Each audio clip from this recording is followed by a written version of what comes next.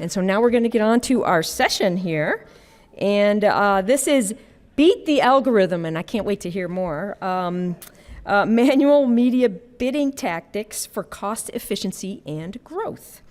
So what you will learn is discover the innovative counterbalance between manual bidding techniques and automation that can significantly reduce cost per click costs, boost ROAS, so return on ad spend, and drive revenue growth in competitive markets.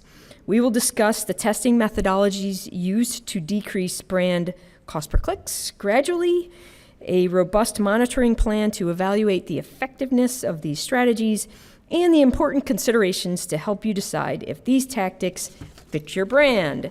And so I'm going to introduce here Bhavin Prashad, who's the Senior Director, Digital Media at DAC Group. Come on up. All right, thanks very much. Well, happy to be here. Good to see everybody. Slight update, I actually got promoted since we submitted this, no big deal, but thank you. My name is Bhavin. Please. My name is Bhavin Prashad. I'm Associate Vice President of Paid Media at DAC. So my day-to-day job is to manage a bunch of awesome media specialists to do great work. I'm really excited to share some of that work with you guys today. We're going to be talking about Brooks running. Who here knows about Brooks? Awesome. Does anybody wear Brooks shoes? Okay, we can work on that. The first thing I'm going to do, we're talking about running, so before you run, you got to stretch. So everybody get up. Let's get moving. Yeah, that's right. I know. Yeah, I see some faces. Come on, a little stretch. Move it around a little bit. Very nice. Good to see everybody. Okay, good. Okay, now you guys can all sit down. So I want to really get the energy up in this room. We're going to talk about some normally boring stuff, and I'm going to try to make it a little bit fun and energetic, okay? So we're going to talk about how we worked with Brooks to really beat the algorithm through some of our manual bidding techniques. Before we get into it, I want to talk to you about what you're going to learn in this session, okay? By the end of it, I hope you'll learn how to leverage manual bidding to save some money, okay? Some dollars on your paid search program. How to then scale that through brand holdout testing, which is kind of like a next step after you do the first one. And I'm going to show you how to do all of this while maintaining your revenue targets. Okay? So save more, and not mess with your revenue targets. Sound good? Yeah? I should have everybody's ear at this point. Okay. So we'll start off with this image here. There are two pictures on the screen. One is from the 1970s, and one is from the last few years. You're all very smart people. I know you know which one's which, so we're not going to focus on that. I like to show this image because it really speaks to what we've seen in marketing over the last 10, 15, 20 years, okay? There are two things I want to focus on in these images. One is the car, all right? Can anybody tell me, did the car get better or worse? Better, that's right, a lot better. It looks a lot different, lots more technology, lots of automation, much faster, much faster than the one from the 70s. The second thing is really important too. Not just the car didn't just get better, okay? It changed, right? Quite a bit. It's not the same car. Very, very different car, right? Now, what stayed the same in this picture? Can anybody tell me? 50 years from the 70s. That's right, people, okay? Technology changes a lot, right? It can change very fast, change a lot over 50 years, but people always stay the same, okay? What I'm going to talk about today is the importance of people, right? You see people standing over the car on the left, same thing on the right. You always have to have a driver at the wheel when it comes to automation and your paid search campaigns, okay? Here's my favorite track. Can you tell I'm an F1 fan yet? Any F1 fans? Yeah, a few, cool. It's Monaco. You are here right now. We're going to talk about a lot of stuff today, okay? So we're going to move very quickly. Please find me if you want to talk about anything in detail. I'm going to move very quickly through this strategy that we built out for Brooks. It's very intentional. There's a story, there's a path here, and we'll start from the beginning. Okay, so Brooks Running, what do you need to know about them to follow here? Brooks is a national retailer. They sell footwear, highly competitive category, highly competitive space. They sell direct to consumer through their website, and they also sell through their retail partners. So don't worry if that's not the same setup for your brand. I did some searches last night of the top 20 brands that are attending this conference, and I can tell you right now, everything that you're about to see can be applied to the programs that you're running on paid search. I can almost guarantee that, okay? Now, when you do a search for Brooks Running, okay, you're gonna see a search engine results page that looks kind of like this. At the top, you'll get some shopping ads. That's typically the first thing that you will see. And then right underneath that, you'll start to see your branded paid search ad. Who here runs brand search?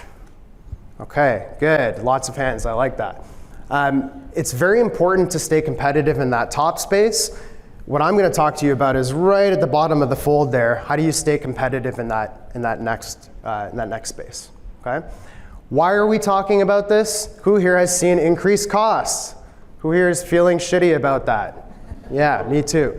When we took over Brooks' account in 2022, they were coming off of about a 28% increase in cost per clicks year over year. That was already off of an increase of 64% the previous year. Okay? Massive numbers. You might see numbers that are similar to this. You may be higher, you may be lower, but there's a problem here, right? So this is what we started working with them on. Now I'm going to talk to you about what we did. Okay? Again, I want you to leave with something you can actually take home and do. Well, maybe don't take it home. Take it to the office and do it. But the first thing that we did here was understand the competitive landscape. Okay? So you're going to want to look at your Google Ads data, auction insights data, competitive data. Visualize that in terms of different situations that you might find your brand in when you search for your brand. Okay? On the very left, you can see cases where you'll find Brooks Running dominating that search engine results page or the SERP, and their retail partners. Okay? And I'll talk about why that's important in just a second. On the right-hand side, you'll see cases where it's a more competitive landscape, where Brooks Running will show up, but then you've got Temu, you've got Adidas, some real straight competitors in that mix, okay? I'll do case 2 and case 3 first because case 1 is actually the most important, okay? Case 2 and 3 on the right-hand side. These are cases where we might not want to bid down on brand. We may not want to pull back because there's so much competition, all right? We can stand to really lose that click and lose that sale. So you have to understand this first and foremost before going and actually doing anything. On the left, case 1, those are our friends, right? Brooks partners with Dick's. They partner with Fleet Feet. They sell their shoes both online and in store with those retail partners. They're also present on that SERP. 72% of the time, so when we're out there bidding on the brand, you can stand to kind of pull back in some of those cases, okay? So this is the first thing you've got to do. The next thing want to do is really understand your paid and organic data, okay? This is probably the most important analysis that you'll do to really improve your paid search program is putting your organic data and your paid data in one place. What you're looking at here is a GPT that we built out to digest a lot of different data sources. So you'll look at your Google Ads data, you'll look at your Search Console data, you'll look at your your analytics data, all in one place, okay? And what this type of analysis will tell you is that at query level, when somebody searches for men's running shoes, for example, how does my website rank? How do I rank organically? How does it perform? Am I converting customers at the same rate as when I get them through a paid search ad? You can understand quite a bit with this analysis, okay? So step 1, understand the competitive landscape. Step 2, perform a really awesome analysis like this. And now it's time to pit stop the car. What do I mean by that? Now it's time to really pull things away from automation, okay? Who here has heard the word automation too much so far in the first day? I know I have, right? It's great, okay? It works really, really well, but it doesn't always work, okay? So what we did here is we actually pulled a lot of Brooks brand search campaigns off of automated bid strategies. We got rid of target ROAS and some of these smart bidding strategies that you'll find in platforms. And we let the humans go to work, right? Because sometimes we can be smarter. It's a very simple process, okay? We start with the highest rising cost per click keywords. So you're gonna wanna look at that bucket first. You're gonna start setting those cost per clicks 5 to 10% versus baseline. So you have to kind of understand your baseline as well. Then you're gonna really measure things, okay? I'm gonna hang on this point for a minute, okay? Because measurement is probably the most important part of running this strategy, okay? You can really fail if you get this wrong. Now, what do I mean by measurement? Well, you wanna make sure that you're looking at your day-to-day metrics So your spend, your return on ad spend, but also looking at things like impression share, cost per clicks, things that you might not look at every day, but you're gonna start looking at those on a daily basis, okay? So when we actually launched into this test, it's about looking at stuff that you always look at, plus a few other things as well. And the last piece is rinse, repeat, okay? So once you see a bit of stability in some of those cost per clicks, you're gonna do it again, and then you're gonna do it again, right? The time frame can change. It depends on how much volume you're getting, right? But once things are stable, you can lower those cost per clicks by an additional 5 to 10%. Okay, now the fun part. Let's talk about the numbers. We drove a minus 47% decrease in cost per clicks year over year by doing this. Okay, this graph is the same one that you saw earlier, except now it's got a green line on there. Those are our 2023 cost per clicks. Okay, we drove those down, and probably the most important thing here, because we were looking at traffic and looking at volume and all those detailed metrics on a daily basis, we did all of this while maintaining traffic within 1%. So we didn't lose any steam, okay, by doing this. Pretty significant numbers. If you think about how much you're investing into your brand right now to run your brand search and pay for your brand, you can cut that in half by doing this strategy, okay? All right, so what next? We saved Brooks a bunch of money. Great, we're heroes. There's actually a lot more that you can do, okay? When you search for Brooks Running, like I said, you'll get that paid search ad at the top. The next thing that comes underneath is your organic listing, okay? We actually looked at this and said, what if we were not there at all? What would that look like? Do we even need to pay for this? Now, you might ask, why wouldn't you just go and do that first, right? This is really about seeding this in your organization. It's really about your CFOs and thinking about revenue expectations and goals, right? You might have a lot of revenue dollars tied up in something like paid search. So it's really important to build that story first by doing the manual bidding. You can seed that story and then kind of evolve it into something like this, okay? We found that works very, very well. Now, this could be a train wreck, right? I'm not telling you guys to go and pause your brand campaigns right now.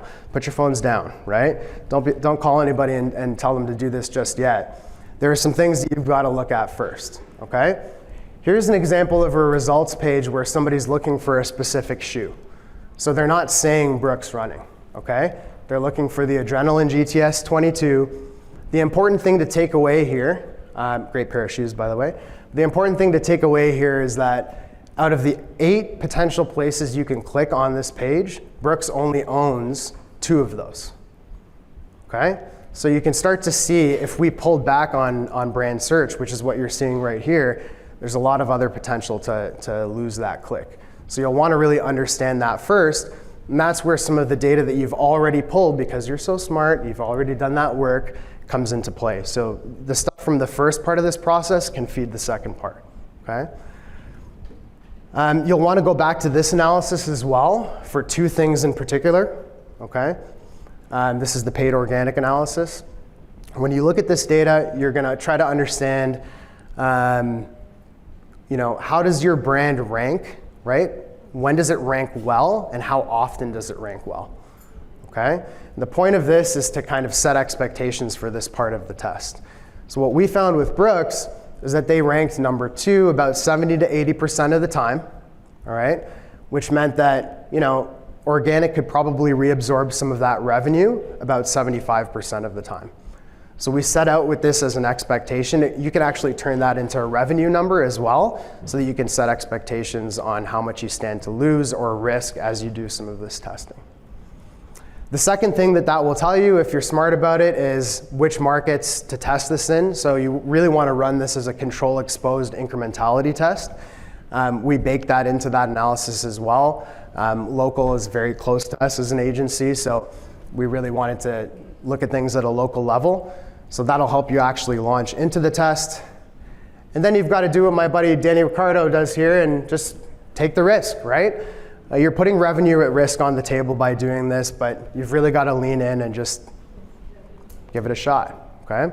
I can almost guarantee you that if you do this, you will see a number that's similar to this. You might not see 70%, okay?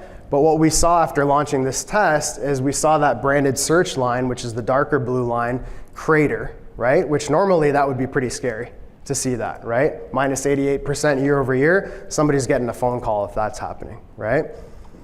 But the organic line went right up as we did this, okay? Now you might be asking, or something that I said earlier was you're gonna be able to do this without sacrificing your revenue, right? Now, I'm not bad at math, okay? I promise you I'm very good at math. 70% is not 100, I get that, right? So you're still putting some revenue at risk here, but we've got a strategy for that, okay? Remember this example where you're looking at a SERP and maybe there's a lot of high risk here, okay? These are the types of keywords where you can start to gradually step back into. So it doesn't have to be an all or nothing approach, okay? When you're testing, it does. You've got to remove your paid search and understand that organic reabsorption rate, which in Brooke's case was 70%. But then you can start to say, okay, are there certain searches where maybe organic isn't getting me that click where I need to be present? And you can go back through all of the analysis that we did today and find that out, okay? We did this, so the yellow part of this correlation curve is phase 1 of the test where we understood the 70% reabsorption. And then when we took this and started stepping back into certain keywords, we got into the red zone. You'll see organic start to dip a little bit, okay? Don't get scared, see it through. You've got about maybe 10 to 14 days of nervousness to get through there. Partner close with your teams and your agencies. It eventually normalizes, okay? So your organic traffic will normalize and you'll actually end up getting more at the end of the day. Right now we're at about 85% when we combine a much smaller branded search program with organic, okay? So not 70, we're at 85. Pretty cool stuff. Now is the fun part. So what do you do with all those savings, okay? We started turning those savings into investment into non-brand, into other tactics that were outside of brand to help drive more new customers through to Brooks Running. But the real cool thing that we did here recently, I don't know if we have any NBA fans in the room, but we took some of these dollars and we did a live sports buy for the NBA conference finals. They're all over the NHL conference finals as well. This buy, so since the start of May, around the start of the playoffs, we've now driven a plus 40% year over year increase in brand demand, okay? So this is the culmination of the story, right? Save some money, save more money, take those dollars, put them into upper funnel and drive more demand, right? Nothing gets better than that. At the end of the day, we did all of this by keeping the revenue goal within 1%, okay? Because you're looking at this thing so closely. So really, really great test to run internally. You can sell it through internally as well if you do all these steps right. A couple more slides and we're gonna bring this thing home. The last thing that I wanna talk about today is this. A lot of brands get spooked about doing tests like this because they think it's gonna cost them a lot of money. All of what I've talked to you about today, you can do with existing data sources, which is really nice, okay? So the top two here, Google Ads, Google Analytics, you can do a lot of this testing already with free platforms. You can engage with something like a Measured to drive incrementality testing. Maybe you'll expand that to other channels as well, but you don't have to, okay? All right, so we made it home. Lots of different steps here, right? So you got that SEO and SEM analysis, competitive mapping all the way around to the end of the track. Now we've got our commerce next steps. So the first thing I want you to do is understand that anatomy of your brand SERP, okay? The next thing, you can start leveraging manual bidding to lower those CPCs. So that's gonna help you really create that story, start saving some dollars, socialize that with your CFOs, they'll love that. And then the third thing is testing into brand holdout depending on your organic reabsorption rate, right? As we saw with the track, there's a number of different steps that are in between here that are very important, but this is the gist of it, okay? Everything that we talked about today is part of our total SERP product. So this is what we kind of put out there to say, it's important to balance your paid and organic efforts, not one or the other, okay? This all rolls up under our product set. We've got a number of other interesting products that we'd love to talk to you about. So as I said, please do find me. I'll be around for a couple days at this conference. Very excited to be here. I'm not a hard guy to find. You just got to look for the light shining off of my shiny head over here. And go out there and get some wins, right? Save some dollars. Thanks for your time.